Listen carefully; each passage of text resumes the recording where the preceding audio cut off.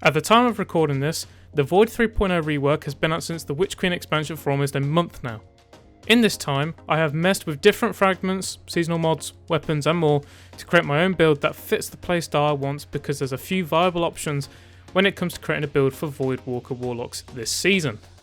Hello, my name is Erratic, and today I'm going to show you my own VoidWalker build for Void 3.0 and what I use in general this season.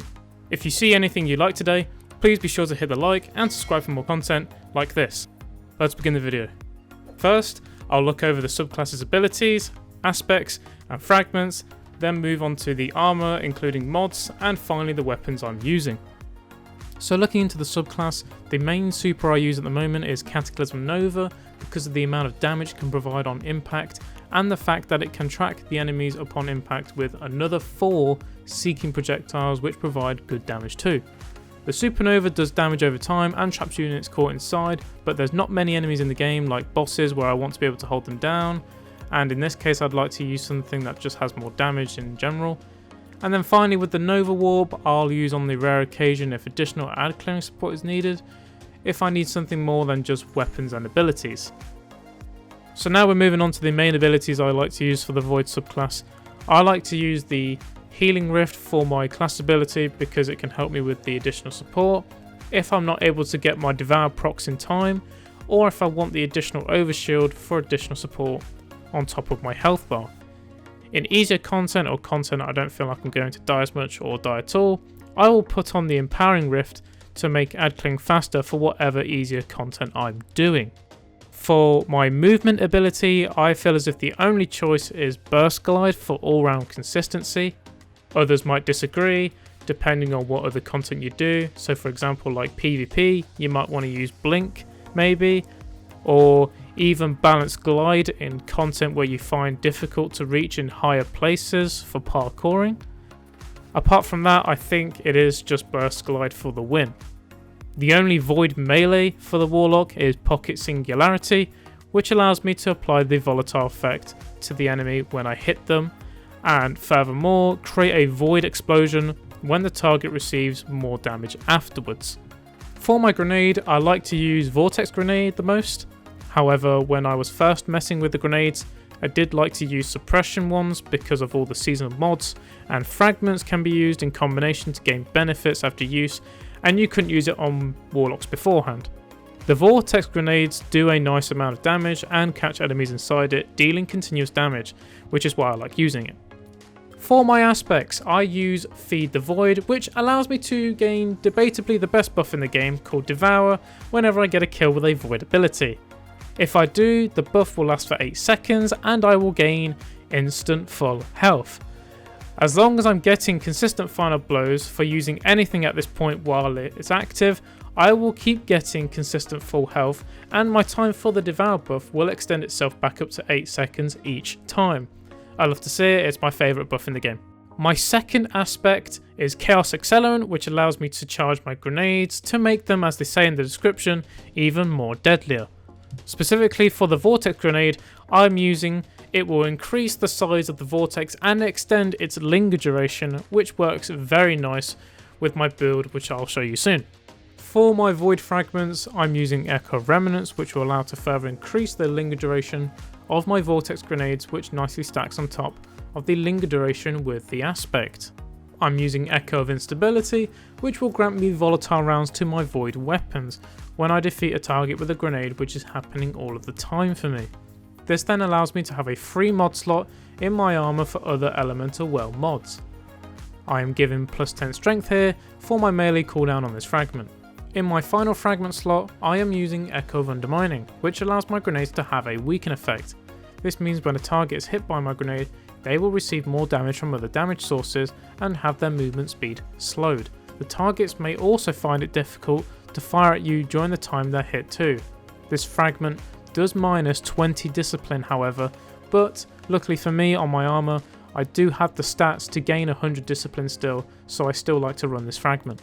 Moving on to the armor, starting with the helmet, I have 2 Ashes to Asset mods which allow me to gain bonus super energy on grenade kills, which is happening all the time. I have 2 on as well because they can stack, so it allows me to get my super even faster. I then have a Font of Might seasonal mod equipped to allow me to do additional void weapon damage when I pick up a void elemental well, because the well will be matching my subclass energy type. This is nice to help me run through ads faster, gaining my super faster, and help me keep extending my devour more often. Next are my exotic gauntlets, which absolutely carry my build, called Controverse Hold. The armor perk is called Chaotic Exchanger. Resist incoming damage while charging your void grenade. Charging void grenades return grenade energy on a hit.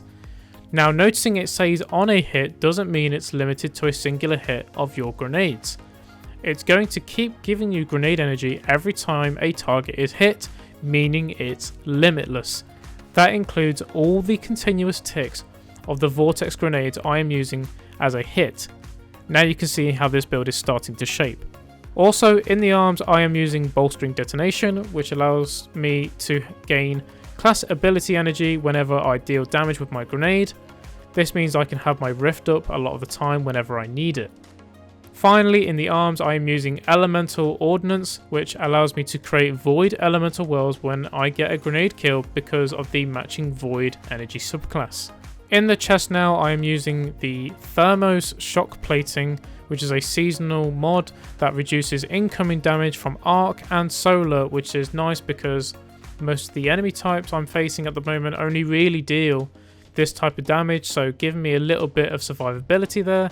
I then have Explosive Well Maker equipped, which spawns solar elemental wells whenever I kill anything with explosive damage. Just because it's a solar mod doesn't mean it has to be solar explosive damage. It can be any source of explosive damage, which then just helps me with getting energy back to all my abilities in general.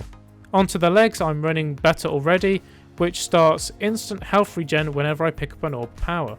And in the end slot I have Well of Tenacity on, which allows me to gain 3 stacks of resist, I believe, which lasts 5 seconds when I pick a void elemental well up. The resist can be extended back up to 5 seconds if I keep picking up void wells. On the last piece of armor being the bond, I am running Reaping Wellmaker, which is going to guarantee me to make a void elemental well on my next weapon kill after I've placed my well down. This helps me nicely to get consistent void wells to keep up my time on my tenacity and my void weapon boost. So if you haven't figured it out by now, looking at the main stats with the 100 recovery and the 100 discipline, the aim of the build is to pretty much have my grenade up 100% of the time, whether that's being on the battlefield, making itself useful, or it's in my abilities waiting ready to go. So just looking over all the main stats real quick, I have 3 mobility because I'm not too worried about moving around as a Warlock, with the burst glide giving me plenty of movement anyway. I have 3 resistance, which is okay. I would preferably like 4 or 5 for ads in PvE. I have 100 recov, which is going to allow me to have the best possible chance of surviving against enemies, whether that being if I don't able to get my devour procs off in time, or I'm not able to have my class ability ready, which means then it comes down to hopefully regenerating my health back by myself as quick as I can. Of course, I have the 100 discipline, which is going to have my base cooldown for my grenade at just under a minute. I think it's either 47 or 48 seconds, I can't remember. But either way, that means that if I just throw my grenade out there and I'm just waiting for my grenade to purely come back to me, it is going to take less than a minute to come back to my abilities anyway. But with everything going on, my grenade usually comes back around 10 or 20 seconds if I'm lucky enough. Sometimes I'll even throw it into a set of ads and it'll come back in around 3 or 4 seconds, just because of the amount of enemies I've hit and the amount of times it's ticking. I have 3 intellect, which doesn't matter too much because with all the things going on, I'm constantly generating myself super energy, so I should be able to cycle my super around a lot often. And then here I'm just shy on the last stat here of 3 strength.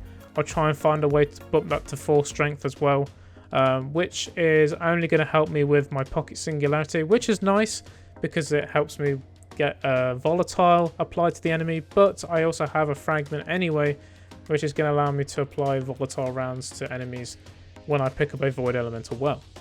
I want to also make it clear that just because these are the armor pieces mods, fragments, aspects that I'm using, that they're not the be-all end-all for this build. I'm always constantly changing things around in the subclass and on the armor pieces, depending on what type of content I do, that being Grandmasters soon, raids, lost sectors, and so on, even on the casual content, which doesn't require so much work. So I'm always using different things at different times. So the things that you see in here, I do like to use most of the time, but there are things on here that I haven't been able to show you, which I am not using. And so because of that, there are a couple of things that I want to mention, such as mods, which I'm not showing off. For example, in the class mod, I am not using the seasonal mod Devouring Depths.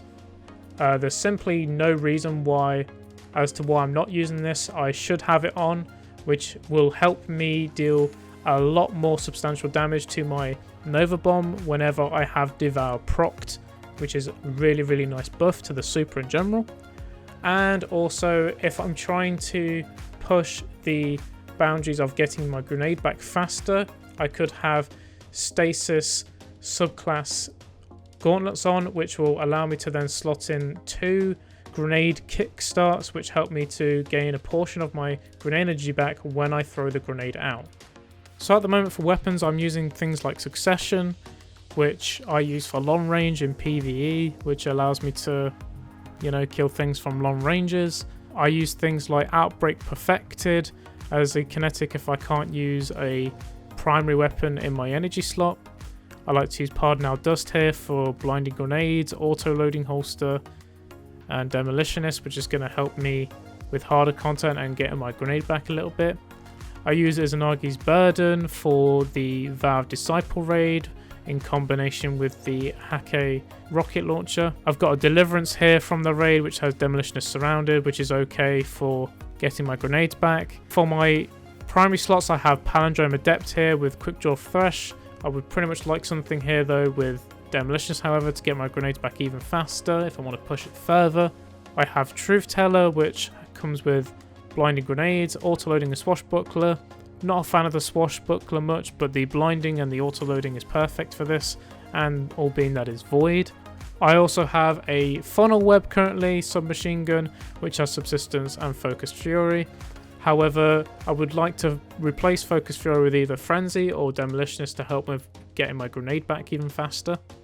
In other content where I need to supply weapons for champions, I have the Ashiya's Embrace, I think it's called, which is the scout rifle from Trials in this season, which has triple tap Focus Fury, which is very nice for mowing down champions and is still a Void primary. I have a Forbearance grenade launcher, which is from the new raid, which is very nice for getting the solar elemental wells out, even if I can't get the Void ones. In the heavies, I like to use Galahorn, Sleeper Simulant. I also used Corrective Measure in the contest mode. If you haven't seen that, you should go and see it, which had Demolitionist and Adrenaline Junkie. I was using this build at the time for that. Right, and I think that covers just about everything. If I've missed anything out today, please let me know in the comments. Let me know what you think about the video. I'll probably do some more follow-up videos to Void 3.0 and try some other things out, maybe show off some more weapons more specifically. But this was just sort of a general video showing what I use, in general for all content. And yeah, you gotta remember that everything that I use isn't set in stone. I'm changing up my build and the weapons that I'm using all the time. Anyway, if you stuck around to the end of the video, thank you so much for watching, and I'll see you all in the next one.